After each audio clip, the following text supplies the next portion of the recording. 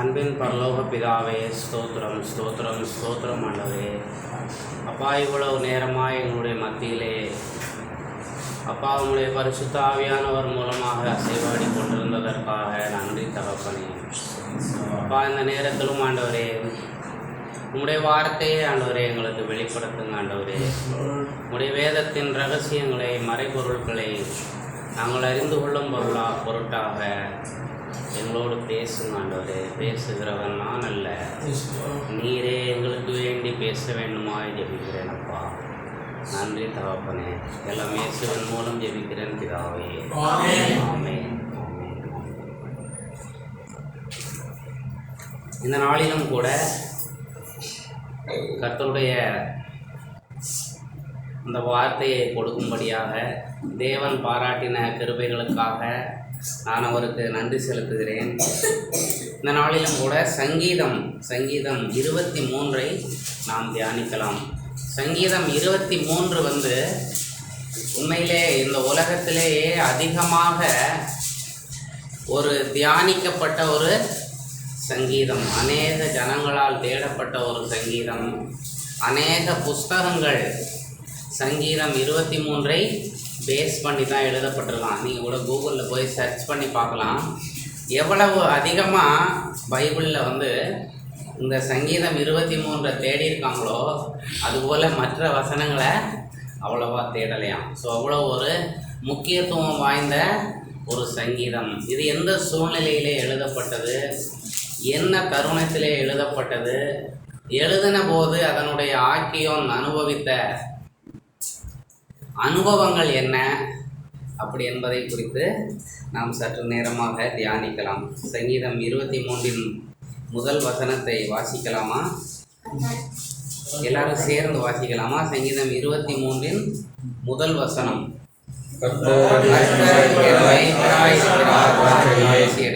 கர்த்தர் என் மெய்ப்பராய் இருக்கிறார். அந்த முதல் வார்த்தையை தான் நாம் தியானிக்க போகிறோம். கர்த்தர் என் மெய்ப்பராய் இருக்கிறாரு. தாவீது பாடும்போது ஏன் கர்த்தர் என் மெய்ப்பராய் இருக்கிறார் அப்படின்னு சொல்லி சொன்னார் அப்படின்னு சொல்லி பார்க்கிறோம். அதாவது இஸ்ரவேல் தேசம், தாவீது வாழ்ந்த அந்த தேசம் இஸ்ரவேல் தேசம், அது ஒரு மிகவும் செழிப்பான தேசம். எல்லாரும் என்னை கவனிங்க நல்லா. உங்களுக்கு ஈவன் புரியலைனாலும் பரவாயில்ல, நீங்கள் கேளுங்க. மேபி இன் ஃப்யூச்சரில் நீங்கள் சங்கீதங்களை வாசிக்கும் போது இது உங்களுக்கு உதவிகரமாக இருக்கும் அப்படின்னு நான் விசுவாசிக்கிறேன். சில நேரங்களில் நம்ம பேசுகிறது இன்னைக்கு புரியாது, ஆனால் அந்த டே வில் கம்.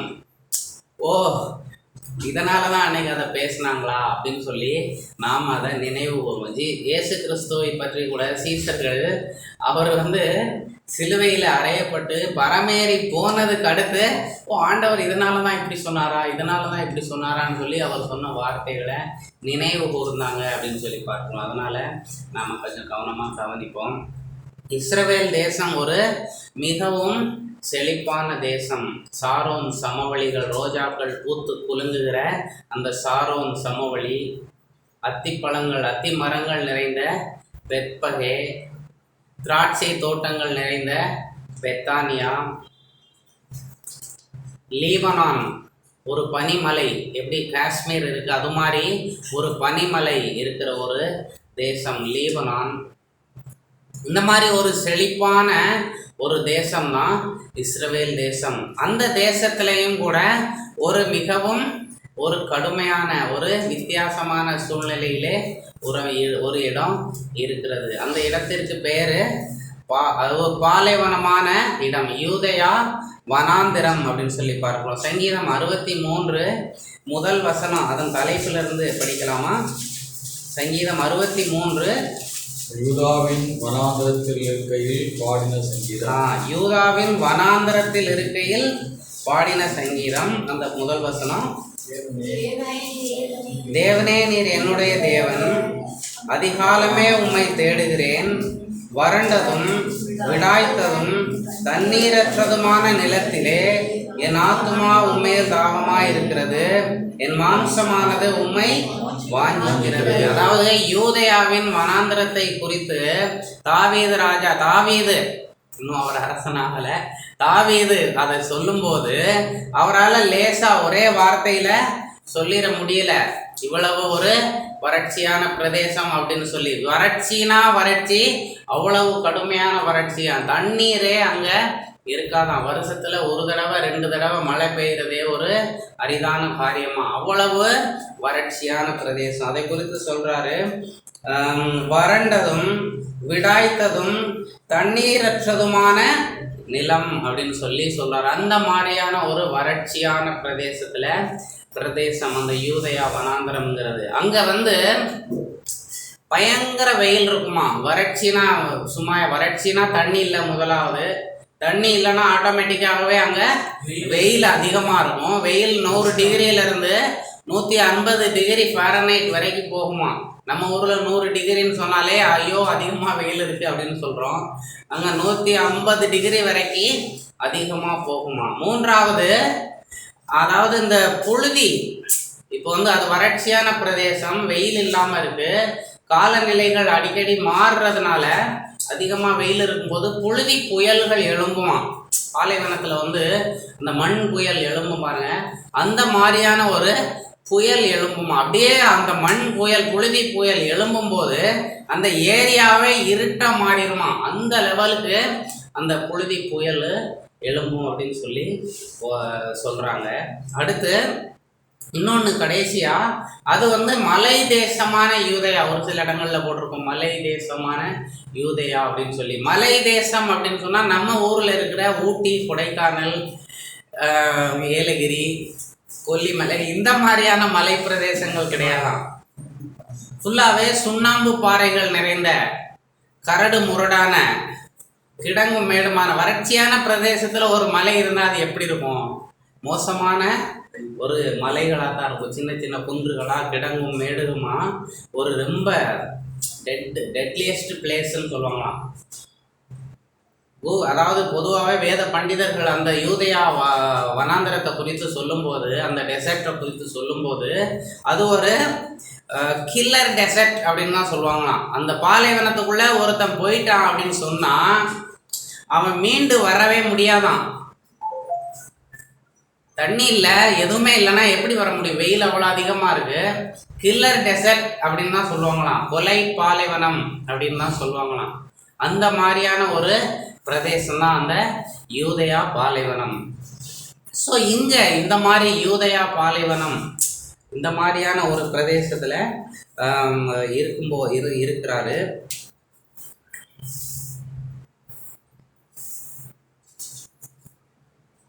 ஸோ நம்மளுடைய வாழ்க்கையிலும் கூட இந்த மாதிரியான யூதயா பாலைவனம் போன்ற ஒரு சூழ்நிலைகள் ஏற்படலாம். வறட்சியான சூழ்நிலைகள், பணப்பற்றாக்குறைகள், சுகவீனங்கள், இன்னும் ஏற்ற இறக்கங்கள், பொருளாதார ஏற்ற இறக்கங்கள், உறவு முறைகளிலே பிரிவுகள், மனக்கசப்புகள். எப்படி யூதயா வனாந்தரம் ஒரு வறட்சியான பகுதியாக இருந்ததோ அதே போல நம்மளுடைய வாழ்க்கையிலும் கூட அந்த மாதிரியான ஒரு சூழ்நிலைகள் ஏற்பட்டிருக்கலாம். ஸோ கடவுள் அந்த நேரத்தில் இந்த மாதிரியான ஒரு இடம், யூதயா பாலைவனம் போன்ற ஒரு செழிப்பு இல்லாத இடம். அங்கே அதாவது பொதுவாக பாலைவனம் அப்படின்னு சொன்னால் அங்கே பாலைவன சோலை இருக்கும் அப்படின்னு சொல்லுவாங்க, ஒயாசிஸ் அப்படின்னு சொல்லுவாங்க. பாலைவன சோலைகள் ஒன்றாவது இருக்கும் அப்படிம்பாங்க. ஆனால் இந்த யூதயா பாலைவனத்தில் ஒரு பாலைவன சோலை கூட இல்லையாம். சஹாரா பாலைவனம், உலகத்திலே பெரிய பாலைவனம் சஹாரா பாலைவனம். அங்கே 90 பாலைவன சோலைகள் இருக்கான். களை பாற்றிக்கொள்ள, ஒரு வெயிலின் தாக்கத்தை குறைத்து கொள்ள, நீர் அருந்தி கொள்ள பாலைவன சோலைகள் இருக்கும். ஆனால் இந்த யூதயா பாலைவனத்தில் ஒரு பாலைவன சோலை கூட இல்லையாம். ஒரே ஒரு பாலைவன, வேதம் 2 பாலைவன சோலைகளை பற்றி சொல்லியிருக்கிறது. ஒன்று ஏலீம், அது அந்த யூதயா பாலைவனத்துக்கு வெளியில தான் இருக்கான். இஸ்ரவேல் இருக்கு, இஸ்ரவேலில் ஒரு இடத்துல ஏலீம்ங்கிற அந்த பாலைவன சோலை. இன்னொன்று என்கேதி அந்த யூதயா பாலைவனத்தின் ஒரு பகுதியில் இருக்கு. பெயர் சபா அந்த நியரஸ்ட் பிளேஸ்களில் அந்த அந்த என்கேதி அப்படிங்கிற ஒரு இடம் தான் இருக்குதாம். ஸோ இங்கே வந்து இந்த யூதயா பாலைவனத்து வந்து ரொம்ப பிபிலிக்கலாக ரொம்ப ஒரு ஃபேமஸான பிளேஸு. ஏன்னா யோவான் ஸ்நானகன் போய் அந்த யூதயா பாலைவனத்தில் தான் வாசம் செஞ்சுருக்கிறாரு.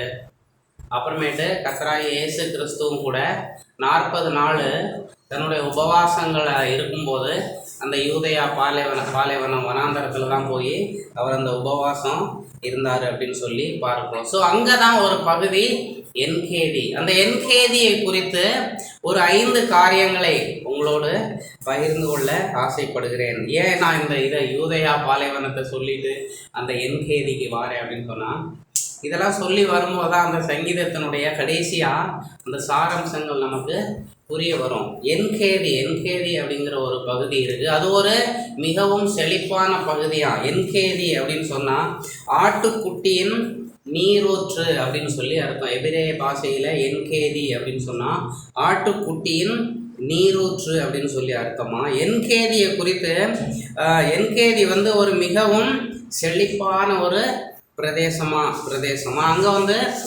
என்கேதி வந்து ஒரு பெரிய இஸ்ரேவேல்லே ஒரு பெரிய மேய்ச்சல் நிலமா. இப்போ வரைக்கும் இப்பவும் கூட கிட்டத்தட்ட மோர் தென் 3 lakhs மாடுகள் வந்து அந்த என்கேதியில் வளர்க்குறாங்களாம். அங்கே வளர்கிற அந்த புற்கள் வந்து அவ்வளவு வந்து கொடுமையான புற்கள். அந்த புல்லை சாப்பிட்டுட்டு அந்த மாடுகள் நல்ல ஒரு தரமான பால்களை கொடுக்குதா இப்போ கரண்டாக. அப்போ வந்து ஆட்டு மேய்ப்பர்கள் வந்து அங்கே அதை மேய்ச்சிக்கிட்டு இருந்தாங்க. அந்த மாதிரியான அந்த இடத்துக்கு பேர் தான் என்கேதி. உன்னத பாட்டில் வந்து என்கேதியை குறித்து சொல்லப்பட்டிருக்கிறது. உன்னத பாட்டு 1ஆம் அதிகாரம் 7ஆம் வசனம் படிங்க.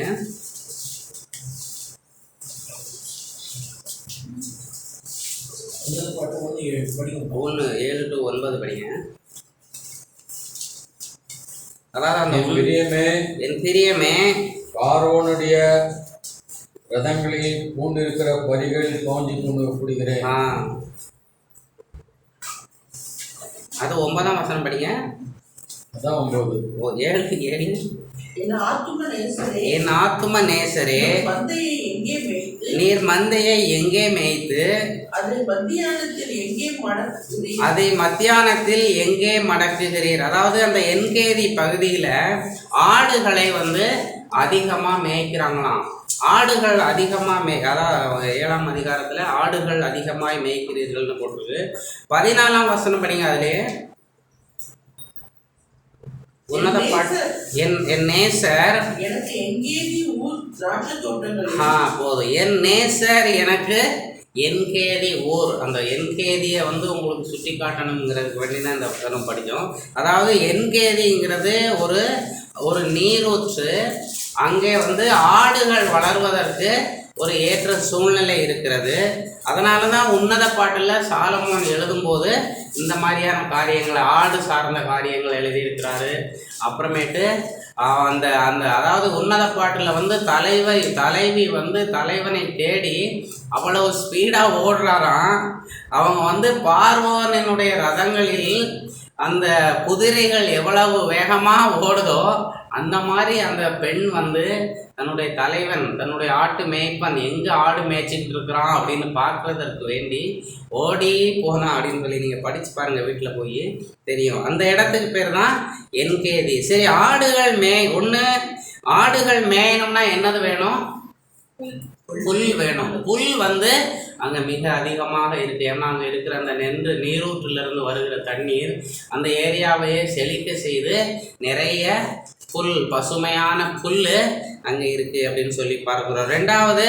ரெண்டாவது என்ன வேணும்? ஆடுகள் மேய்கிறதற்கு, ஆடுகள் வாழ்வதற்கு தண்ணீர் வேணும். முதல்ல புல் இருக்குது, ரெண்டாவது தண்ணீர் வேணும். தண்ணீர் வந்து அந்த என்கேதி அந்த பள்ளத்தாக்கில் 2 நீரூற்றுகள் இருக்கிறதா, அப்படியே பொங்கி வழிகிற 2 நீரூற்றுகள் இருக்கிறதா. 2 நீரூற்று. ஒன்றுக்கு பேர் தாவீதின் நீரூற்று அப்படின்னு சொல்கிறாங்க, இன்னொன்றுக்கு சூனேமித்தியாளின் நீரூற்று அப்படின்னு சொல்லி இப்போ வரைக்கும் கரண்ட் சிச்சுவேஷன் வரைக்கும் அந்த நீரூற்றுக்கள் இருக்கும். அது அப்படியே மடன்னு அடித்து ஊற்றாம அப்படியே மென்மையாக பொங்கி வழிகிற ஒரு நீரூற்று. ஆடுகள் வந்து பொதுவாக எப்பவுமே அப்படியே சர்ன்னு தண்ணி, அருவியில் போய் எப்போமாவது ஆடுகள் தண்ணி குடிக்குமா? குடிக்கவே குடிக்காது. 2 இடங்கள்ல குடிக்காது. ரொம்ப ஸ்பீடாக தண்ணி அடித்து ஊற்றுச்சுன்னா அங்கேயும் குடிக்காது. இன்னொன்று கெட்டு போய் பாசம் முடிச்சு பசையர்னு கிடக்கும் பாருங்க, குளத்து தண்ணி மாதிரி. குளத்துல குடிக்கும், ஆனால் இந்த மாதிரியான தண்ணீர்களையும் ஆடுகள் குடிக்காது. அதனால தான் அந்த என்கேரியில் இருக்கிற அந்த நீரூற்று அப்படியே டப டபன் பூமியில். இப்போ வந்து ஒரு தெருவில் வந்து ஒரு நல்லியில் ஒரு ஓட்டை விழுந்தா எப்படி தண்ணி சுடு வருவாங்க, அந்த மாதிரி நல்லா அப்படியே சவுண்டு இல்லாமல் மெதுவாக. அதனால தான் வேதம் அதை அமர்ந்த தண்ணீர் அப்படின்னு சொல்லி எழுதியிருக்குது. அவர் என்னை அமர்ந்த தண்ணீர் அண்டையில் நடத்துகிறான்னு போட்டுருப்பாங்க. அமர்ந்த தண்ணீர் அப்படின்னு சொல்லி எழுதியிருக்கு. ஸோ அந்த இடங்கள்ல ஆடுகள் வளர்வதற்கு முதலாவது பசும்புல் தேவை, 2வது தண்ணீர் தேவை, அப்புறமேட்டு தண்ணி அங்கே இருக்குது, 3வது நிழல். ஆமாம், அதாவது அந்த இந்த ஒரு நம்ம பைபிளில் வந்து ஸ்டில் வாட்டர், இங்கிலீஷ் பைபிளில் படித்தோம்னா ஸ்டில் வாட்டர் அப்படின்னு சொல்லி போட்டிருக்கோம். ஆனால் அந்த பழைய கத்தோலிக்க பைபிள் இருக்குது, 1940, 45களில் உள்ள அந்த பைபிளில் நம்ம படித்தோம் அப்படின்னு சொன்னால் களைப்பாற்ற நீர் நிறைந்த அருவிக்கு அப்படின்னு சொல்லி அங்கே போட்டிருக்கோம். அது கிடைக்கிறது ரொம்ப rare.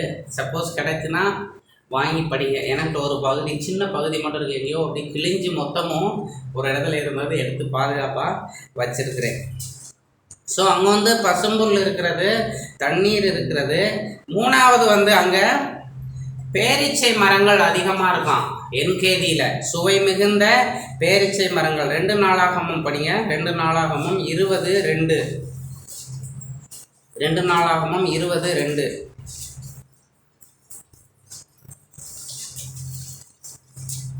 Second Chronicles chapter 22 verses 2. சிலர் வந்து யோசபாத்தை நோக்கி உமக்கு விரோதமாய் ஏராளமான ஜனங்கள் கடலுக்கு அக்கறையில் இருக்கிற சீரியாவிலிருந்து வருகிறார்கள். இதோ அவர்கள் என்கேதியாகிய ஆசாசோன் தாமாரில் இருக்கிறார்கள். என்கேதி ஆகிய, அதாவது என்கேதியில வந்து பேரீச்சை மரங்கள் அதிகமாக இருக்காம். தாமார் அப்படின்னு சொன்னா எபிரேய பாஷையில தாமார் அப்படின்னு சொன்னா பேரீச்சை மரம் அப்படின்னு சொல்லி அர்த்தம். தாமார்ங்கிற வார்த்தை பைபிள்ல வேற எங்க படிச்சிருக்கீங்களா? தாமர், யூதாவின் மனைவி தாமர் அப்படின்னா பேரீச்சை மரம் அப்படின்னு சொல்லி அர்த்தம். ஸோ என்கேதியில் வந்து பேரீச்சை ஆசாசோன் அப்படின்னு சொன்னால் வரிசையாய் அப்படின்னு சொல்லி அர்த்தம். வரிசையாய் நாட்டப்பட்ட பேரீச்சை மரங்கள் அங்கே ரொம்ப அதிகமாக இருக்கிறார். நல்ல சுவை மிகுந்த ராஜாக்களின் பந்தியிலே பரிமாற தகுதியுள்ள சுவை மிகுந்த அந்த பேரீச்சை மரங்கள். எப்படி கல்ஃப் கண்ட்ரியில் விளையிற பேரீச்சையை நம்ம இங்கேருந்து ரொம்ப குவாலிட்டின்னு நினைச்சிட்டு இருக்கோம் பார்த்தீங்களா, அது மாதிரி சுவையான பேரீச்சை மரங்கள். ஏன்னா என்கேதியை குறித்து யார் பேசுகிறா? யோவாப் பேசுகிறா. யோவாப் யாரு? அவன் ஒரு சேனை தலைவன். ஸோ அந்த மாதிரி ராஜாக்களின் பந்தியிலே பரிமாற தகுதி உள்ள சுவை மிகுந்த பேரீச்சை மரங்கள் என்கேதியில் அதிகமாக இருக்கும். இப்போ வரைக்கும் என்கேதியில் 3 பார்த்துருக்குறோம். என்னதெல்லாம் பார்த்துருக்குறோம்? பசும்புல், தண்ணீர், அமர்ந்த தண்ணீர், பேரீச்சை மரங்கள். 4வது அங்கே என்கேதியில் ஒரு ஸ்பெஷல் என்ன அப்படின்னா திராட்சை தோட்டங்கள் அதிகமாக இருக்குதான். உன்னத பாட்டில் படிங்க 1:14. என் நேசர் எனக்கு எங்கேதி ஊர் திராட்சை தோட்டம் போதும். என் நேசர் எனக்கு போதும். என் நேசர் எனக்கு என்கேதி ஊரில் இருக்கிற திராட்சை தோட்டம். ஸோ அங்கே திராட்சை தோட்டமும் அதிகமாக இருக்கான். அதுக்கடுத்து ஒலிவ தோப்புகளும் அங்கே அதிகமாக இருக்கான். சங்கீதம் 128:3 படிங்க. சங்கீதம் 128:3. உன் மனைவி உன் வீட்டார்கள் கிடைத்ததும் திராட்சை கொடியை போல் இருப்பார். உன் பிள்ளைகள் உன் பந்திய சுற்றிலும் ஒலிவ மர கன்றுகளை போல் இருப்பார்கள். அதாவது என்கேதியில் திராட்சை தோட்டங்கள் இருக்குது, ஒலிவ தோப்புகள் இருக்குது.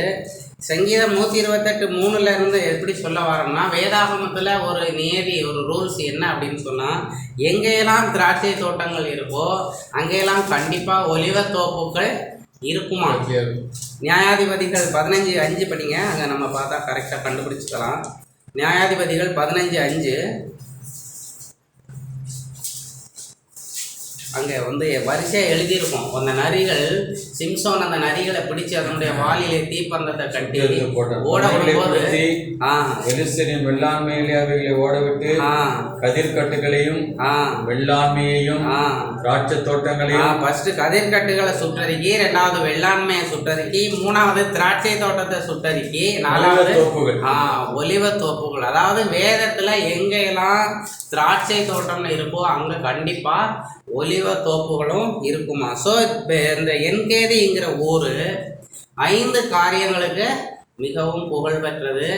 1 பசுமையான புற்கள், 2வது அமர்ந்த தண்ணீர், 3வது பேரிச்சை மரங்கள், ராஜாவின் பந்தியிலே பரிமாற தகுதியுள்ள பேரிச்சை மரங்கள், 4வது திராட்சை தோட்டங்கள், அதாவது நல்ல குவாலிட்டியான ஒயின் தயாரிக்க தகுதியுள்ள திராட்சை கிரேப்ஸு, சாதாரண கிரேப்ஸு கிடையாது. 5வதா ஒலிவ தோப்புகள் இருக்கு. ஸோ இந்த மாதிரியான ஒரு இடத்த தான் என்கேதி அப்படின்னு சொல்கிறோம். இப்போ ஒரு காரியம், இஸ்ரவேல் நாட்டிலே ஒரு காரியம், ஒரு நிகழ்ச்சி நடைபெறுகிறது. அதாவது பெத்லகேம் என்கிற ஊரில் இருந்து அதாவது அந்த ஒரு வாலிபன் ராஜாவினுடைய அரண்மனையிலே வேலைக்கு செல்கிறான். வேலைக்கு சென்ற அந்த வாலிபன் மேல் ராஜாவுக்கு ஒரு கோபம். ஒருவேளை இந்த வாலிபன் என்னுடைய ஆட்சியை பிடித்து விடுவானோ, இவனால் என்னுடைய அரச பதவிக்கு ஆபத்து வந்து விடுமோ அப்படின்னு சொல்லி அவன் மேல ஒரு பெரிய பொறாமைப்பட்டு அவனை எப்படியாவது கொன்றணும் அப்படின்னு சொல்லி அவனை கொல்லுறான். ஈட்டியால் கொல்லதுக்கு முயற்சி பண்ணுறான். எப்படியாவது கட்டிலோட தூக்கி கொண்டு கிணத்துக்குள்ளே போடலாம்னு பார்க்குறாங்க. எப்படியாவது அவனை கொன்றணும் அப்படின்னு சொல்லி அந்த ராஜா அந்த வாலிபன் மேலே மிகவும் ஒரு பொறாமை உள்ளத்தோடு, ஒரு கோபத்தோடு இருக்கிறாரு. அந்த வாலிபன் ராஜாவின் கோபத்திற்கு பயந்து ஓடுகிறான். வாழ்க்கையின் ஓரத்திற்கே ஓடுகிறான்னு சொல்லுவாங்க பார்த்தீங்களா, அந்த மாதிரி இல்லை. ஓடி ஒரு மனுஷனை ராஜா பகைக்கினா வெறுமனே ராஜா மட்டுமா பகைப்பாங்க, ஊரே, அந்த நாடே அவனை பகைக்குது. நாடே அவனை தேடுது. இவனை தேடி ராஜாவுக்கு கொண்டு போய் கொடுத்துட்டா நமக்கு பரிசு கிடைக்கும்னு சொல்லி ஜனங்கள் நினைக்கிறாங்க. ராஜா இவனை கொன்று போட்டாச்சுன்னா என்னுடைய ராஜ்யம் பாரம் நிலை பெறும், என்னுடைய ராஜ்யம் இதோட முடிஞ்சிடாம என் மகனுக்கு போகும் அப்படின்னு சொல்லி அவனை துரத்தி கூட்டிகிட்டு அப்படியே துரத்திட்டு போகிறாங்க. மாஹோன் அப்படிங்கிற ஒரு இடத்துல போய் ஒரு சைடில் ராஜா நிற்கிறாங்க, இன்னொரு சைடில் அந்த வாலிபன் நிற்கிறாங்க. ஜஸ்ட் அவ்வளோதான். இன்னொரு 5 நிமிஷம் ஆனால் ராஜா அந்த வாலிபனை பிடிச்சிருவாங்க. அந்த மாதிரியான ஒரு சூழ்நிலையில் நிற்கிறாங்க. மாஹோன் அப்படின்னு சொன்னால் இஸ்ரவேல் பாஷையில், எபிரேய பாஷையில் மாஹோன் அப்படின்னு சொன்னோம்னா வனாந்தரத்தின் வாசல் அப்படின்னு சொல்லி அர்த்தம். வனாந்தரத்தின் வாசல். இப்போ நம்ம யூதயா வனாந்தரத்தை குறித்து பார்க்க பாருங்க ஸ்டார்டிங்கில், இன்ட்ரோடக்ஷனில். அந்த வனாந்தரத்தின் வாசலில் அந்த வாலிபன் நிற்கிறான். இன்னொரு சைடில் அந்த வாலிபனை பிடிப்பதற்காக அந்த நாட்டினுடைய ராஜா நிற்கிறாரு. ஜஸ்ட் லாஸ்ட் மூமெண்ட்டு, கிளைமேக்ஸ் போன்ற ஒரு சூழ்நிலை. இன்னொரு 5 நிமிடத்தில் அந்த வாலிபன் பிடிக்கப்பட போகிறான், அவன் கொலை செய்யப்பட போகிறான். அப்படிங்கிற ஒரு சூழ்நிலையில் 2 ஆப்ஷன் இருக்குது அந்த வாலிபனுடைய கையில். 1, இந்த வனாந்தரத்துக்குள்ளே ஓடிடலாம். அந்த வனாந்தரத்துக்குள்ளே ஓடிட்டா, அந்த வனாந்தரத்தினுடைய பேர் என்ன? யூதயா வனாந்திரம். மாகோன் அப்படின்னு சொன்னால் வனாந்திரத்தின் வாசல் அப்படின்னு அர்த்தம். அந்த இடத்துல இப்போ நிற்கிறாங்க.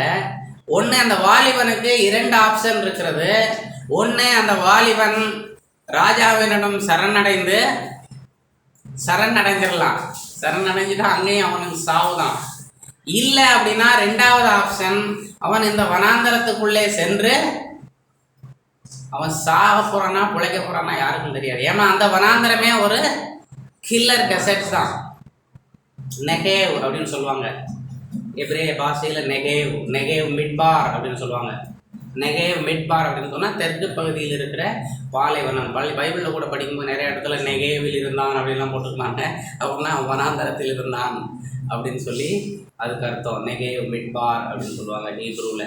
ஸோ அந்த பகுதியில் இப்போ ராஜாட்ட போய் மாட்டி சாக போகிறானா, இல்லை வனாந்தரத்துக்குள்ளே ஓடி போய் தன்னுடைய வாழ்க்கை என்ன ஆக போகுதுன்னே தெரியாத ஒரு சூழ்நிலையில் அவன் மாற போகிறானா. இந்த சூழ்நிலையில் தான் ஒரு போர்ச்சேவகன் அங்கேருந்து வந்து இவன்கிட்ட சொல்கிறாங்க ராஜாட்ட, ராஜா இந்த மாதிரி பெலிஸ்தியர் நம்மளை படையெடுத்து வந்துட்டாங்க, உடனே விட்டுட்டு வாங்க, போய் அங்கே போய் நம்ம சண்டை போடணும்னு சொல்லி அவனுக்கு அந்த செய்தி வந்தபோது ராஜா இந்த வாலிபனை தேடுகிறத விட்டுட்டு அங்கே போகிறான், பெலிஸ்தியர்களை படையெடுக்க போகிறான். அந்த இடத்துல அதாவது அந்த சூழ்நிலையில் இந்த வாலிபனோடு கூட ஒரு 600 பேர் இருந்தாங்களாம். அந்த 600 பேரும் அவ்வளோதான், இவனை பிடிச்சிட்டாங்க, நம்மளை தலைவனை பிடிச்சிருவாங்க, கொன்றுவாங்க, இன்னும் நம்மளையும் பிடிச்சி கொன்றுவாங்க அப்படின்னு சொல்லிட்டு அத்தனை பேரும் சிதறி ஓடிடுவாங்களாம். பாருங்க, இயேசு கிறிஸ்துவுக்கும் கூட, கர்த்தராகிய இயேசு கிறிஸ்துவுக்கும் கூட இதே நிகழ்வு தான். இந்த வாலிபன் இயேசு கிறிஸ்துவுக்கு முன் அடையாளமாக வந்தவன். இயேசு கிறிஸ்துவை காட்டி கொடுத்த போது, போர்ச்சேவர்கள் அவரை பிடிக்க வந்தபோது அவரோடு இருந்த 12 சீசர்களும் சிதறி ஓடிட்டாங்களாம், தனிமையிலே விடப்பட்டார். அதே போல தான் இந்த வாலிபனும் தனிமையிலே இருக்கிறான். அவ்வளோதான், இன்னும் நம்ம சாக போகிறோம் அப்படிங்கிற ஒரு சூழ்நிலையில் அவன் வனாந்தரத்தை நோக்கி போகிறான். கர்த்தர் மேலே தன்னுடைய பாரத்தை போட்டுவிட்டு, நான் ஏன் மனுஷன் கையில் விழணும்? அதே தான் பாருங்க, சங்கீதத்தை அந்த ஒரு இடத்துல கூட எழுதும்போது 70,000 பேர் சாகுவாங்க பாருங்க, ஒரு நோய்வாய்ப்பட்டு. இந்த அனுபவம் தான் அங்கே அவனை, நான் ஏன் மனுஷர் கையில் விழணும், கர்த்தர் கையில் விழுதுறேனே அப்படின்னு சொல்லி சொல்லுவான். கர்த்தர் மேல் தன்னுடைய பாரத்தை வைத்து விட்டு அந்த கில்லர் கொலை பாலைவனத்திற்குள்ளாக நடந்து போகிறான். வாழ்க்கை என்ன ஆக போகுது, நான் என்ன ஆக போகிறேன், வாழ போகிறேனா சாக போகிறேனா, இந்த பாலைவனத்தை நான் நடந்து முடிப்பேனா முடிக்க மாட்டேனா, அந்த பக்கம் எனக்கு என்ன இருக்குன்னு தெரியாது. ஒரு வாலிபன் 17 வயது 18 வயது நிரம்பிய வாலிபனுக்கு உலகத்தின் காரியங்கள் அவ்வளவா தெரியாது. 45 வயசு 50 வயசு இருக்கவங்களுக்கு தெரியும், சென்னையில் நேர் அந்த பக்கம் போனால் கடல் வந்துடும், இந்த பக்கம் போனால் செங்கல்பட்டு வந்துடும் சொல்லி. ஆனால் ஒரு புதிய இளைஞனுக்கு எதுவும் தெரியாது. நாட்டின் இயற்கை சூழ்நிலைகள், ஜியோகிராஃபிக்கல் இன்ஃபர்மேஷன்ஸ் எதுவுமே தெரியாது. இந்த மாதிரி ஆனால் ஒன்று மட்டும் தெரியும், இதுக்குள்ளே போனால் சாவு உறுதி. அவ்வளோ மோசமான சூழ்நிலைக்குள்ளே அவன் கடந்து போகிறான். கடுமையான வெயில், மோர் தேன் 100 டிகிரி வெயில் அவனை வாட்டி வதைக்கிறது. தண்ணி வழியிறவே குடிக்கிறதற்கு தண்ணி இல்லை, வெயிலிலே நடந்து போகிறான். கடுமையான புழுதி புயல், அந்த லெவலுக்கு புழுதி புயல் அடிக்க இருட்டே ஆகி போயிடுது. அந்த புழுதி புயலால் இருள் சூழ்ந்து கொள்கிற அளவுக்கு அந்த புழுதி புயல் அடிக்கிறது. அதற்குள்ளாக போகிறான்.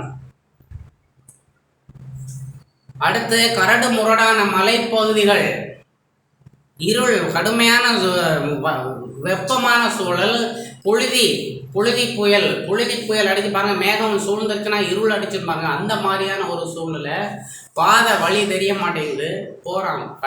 கரடு முரடு, கீழே வச்சா பள்ளம், மேலே வச்சா கரடு, அந்த மாதிரியான ரேஞ்சில் போய்கிட்டு இருக்கிறான். கரணம் தப்பினால் மரணம் சொல்லுவாங்க பாருங்க, அந்த மாதிரியான சூழ்நிலையில் அவன் போய்கிட்டு இருக்கிறான். கீழே விழுந்து எந்திரிச்சு அவனுடைய உடலெல்லாம் காயங்கள், புண்கள், ரத்தம் வலிய அவன் நடந்து போய்கிட்டு இருக்கிறான். அவனுடைய உயிர் பிரியக்கூடிய ஒரு சூழ்நிலை. இதற்கு அடுத்து என்ன செய்ய போகிறேன் எனக்கு தெரியாது.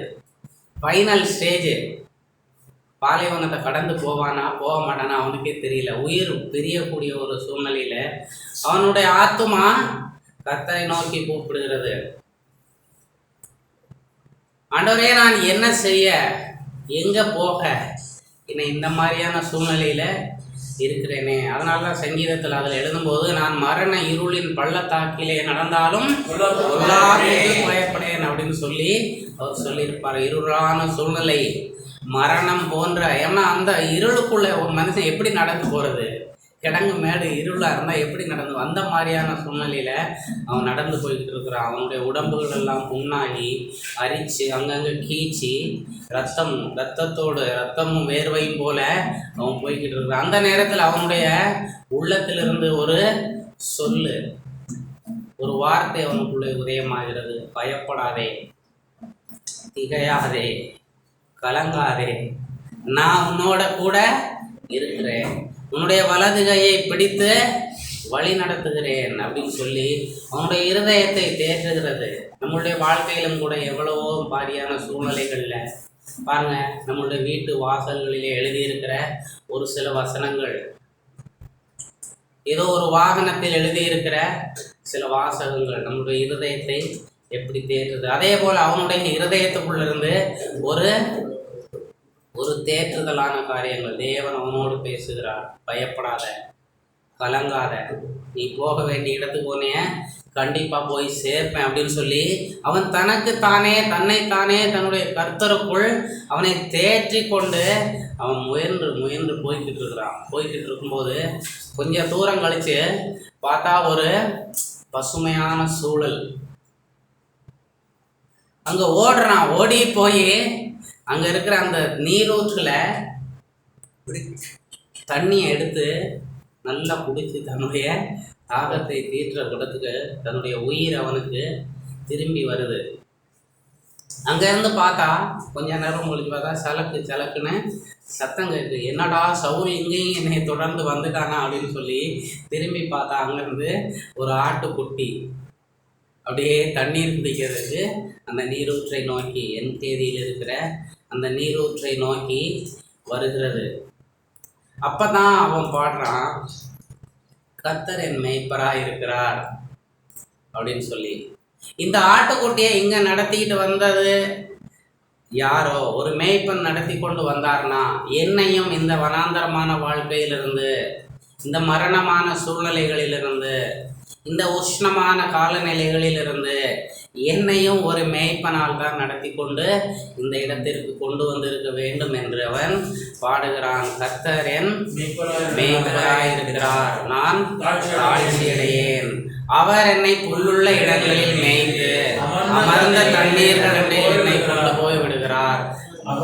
அவர் என் ஆத்துமாவை தேற்றி தம்முடைய நாமத்தின் நிமித்தம் அவரை நான் மரண இருளின் பள்ளத்தாக்கிலே நடந்தாலும் பொல்லாப்புக்கு பயப்படேன். அவன் பாருங்க, தேவரீர் என்னோடு கூட இருக்கிறீர், உமது கோலும் உமது தடியும் என்னை தேற்றும். என் சத்துருக்களுக்கு முன்பாக நீர் எனக்கு ஒரு பந்தியை ஆயத்தப்படுத்தி என் தலையை எண்ணெயால் அபிஷேகம் செய்தீர். என் பாத்திரம் நிரம்பி வழிகிறது.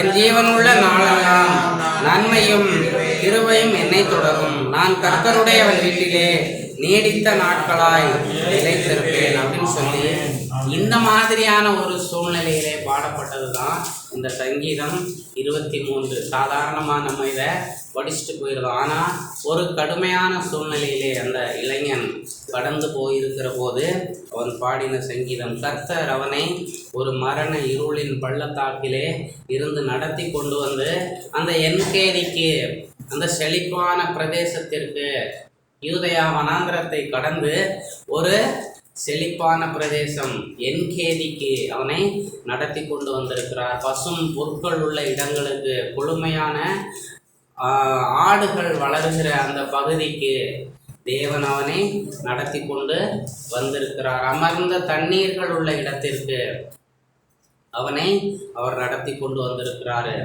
ராஜாக்களின் பந்தியிலே வைக்கத்தக்க சுவை மிகுந்த பேரிச்சை மரங்கள். அதனால தான் அவர் பாடுறாரு, என் சத்துருக்களுக்கு முன்பாக நீர் எனக்கு ஒரு பந்தியை ஆயத்தப்படுத்தி, அந்த பேரீட்சை பழங்கள் எல்லாம் பார்த்துட்டு அவ்வளவு குவாலிட்டியான பழங்கள், இது ராஜாவின் போஜனத்திலே வைக்கப்படுகிற பழங்கள் எனக்கு முன்பாக வைக்கப்பட்டிருக்கிறதே அப்படின்னு சொல்லி எனக்கு ஒரு பந்தியை ஆயத்தப்படுத்தி அப்படின்னு சொல்கிறாரு. என் தலையை எண்ணெயால் அபிஷேகம் பண்ணி, அந்த என்கேதியில் ஒலிவ தோப்புகள் அதிகமாக இருக்கிறது, பேரீட்சை மரங்கள் ஒலிவ மரங்கள் அதிகமாக இருக்கிறதை பார்த்துட்டு அவன் என் தலையை இந்த ஒலிவ தோப்புகளிலிருந்து வருகிற ஒலிவ காய்களிலிருந்து வருகிற எண்ணெயை கொண்டு என் தலையை அபிஷேகம் பண்ணுகிறீர் அப்படின்னு சொல்லிட்டு அவன் அதை பாடுறான். என் பாத்திரம் நிரம்பி வழிகிறது. அங்கே இருக்கிற திராட்சை தோட்டத்தை எல்லாம் பார்த்துட்டு இந்த திராட்சை தோட்டத்திலிருந்து வருகிற திராட்சையிலிருந்து பிழியப்படுகிற வைனினாலே, திராட்சை ரசத்தினாலே என் பாத்திரம் நிரம்பி வழிகிறது. என்னுடைய சத்துருவாகிய சவுலுக்கு கிடைக்கிறதை விட பெட்டராக எனக்கு கொடுத்துருக்கீங்க அப்படின்னு சொல்லி இந்த சங்கீதத்தை பாடுகிறேன். ஜீவனுள்ள நாளெல்லாம் நன்மையும் கிருபையும் என்னை தொடரும் அப்படின்னு சொல்லி சொல்கிறாரு. நான் கர்த்தருடைய வீட்டிலே நீடித்த நாட்களாய் நிலைத்திருப்பேன் அப்படின்னு சொல்லி பார்க்கிறாரு. அவர் என் ஆத்துமாவை தேற்றி, அதாவது தாவீது இந்த இளைஞன் தாவீது இந்த இந்த வனாந்தரத்துக்குள்ள, யூதயா வனாந்தரத்துக்குள்ள வரும்போது அவனுக்கு பாதை தெரியாது, எப்படி போகிறது, இந்த வனாந்தரத்தை கடந்து அந்த வளமையான என்கேதிக்கு நான் எப்படி போவது அப்படின்னு சொல்லி அவனுக்கு பாதை தெரியாது. அவர் என் ஆத்துமாவை தேற்றி தம்முடைய நாமத்தின் நிமித்தம் என்னை நீதியின் பாதையிலே, அதாவது அவனுக்கு பாதை தெரிய, நீதி அப்படிங்கிற வார்த்தைக்கு எபிரேயத்தில் ஜடீக் அப்படின்னு சொல்லுவாங்க. ஜடீக், ஜாடோக்கு கூட உண்மையிலே அது ஜடீக் தான், ஜடீக் அப்படின்னு சொல்லுவாங்க. ஜடீக் அப்படின்னு சொன்னால் அதுக்கு ரெண்டு அர்த்தம் இருக்கு. ஒன்று நீதி, இன்னொன்று சரியான அப்படின்னு சொல்லி ரெண்டு அர்த்தம் இருக்கு. ஏன் சரியா செய்ப்பா அப்படின்னு சொல்லுவாங்க பார்த்தீங்களா, நம்ம தமிழில் சொல்லும்போது சரியானதை செய்ப்பா, அவனுக்கு ஒரு நீதியை செய்ப்பா அப்படிம்பாங்க அவங்க. ஜஸ்டிஸ், ஜடீக், சரியான, அதாவது தாவீதுக்கு அந்த வனாந்தரத்துக்குள்ளே போகும்போது அவனுக்கு வழி தெரியாது. வழி தெரியாததுனால தேவன் அவனை சரியான பாதையிலே அவனை நடத்தி கொண்டு போனார். அதனால தான் அவர் எழுதுறாரு, தம்முடைய நாமத்தின் நிமித்தம் என்னை நீதியின் பாதைகளிலே நடத்துகிறார். சரியான பாதைகளிலே என்னை நடத்தி கொண்டு வந்து இந்த என்கேதி ஆகிய இந்த இடத்திலே கொண்டு வந்து என்னை சேர்த்திருக்கிறாரு அப்படின்னு சொல்லி அவர் பாடுறாரு. இது இந்த இப்போ இப்போ இந்த இந்த காரியங்கள் எல்லாம் பைபிளில் ஒரு இடத்துல எழுதப்பட்டிருக்குது. அதாவது 1 சாமுவேல், இந்த என்கேதி மாஃபோன்லாம் சொன்ன பாருங்க, அங்கே போட்டிருக்கு. 1 சாமுவேல்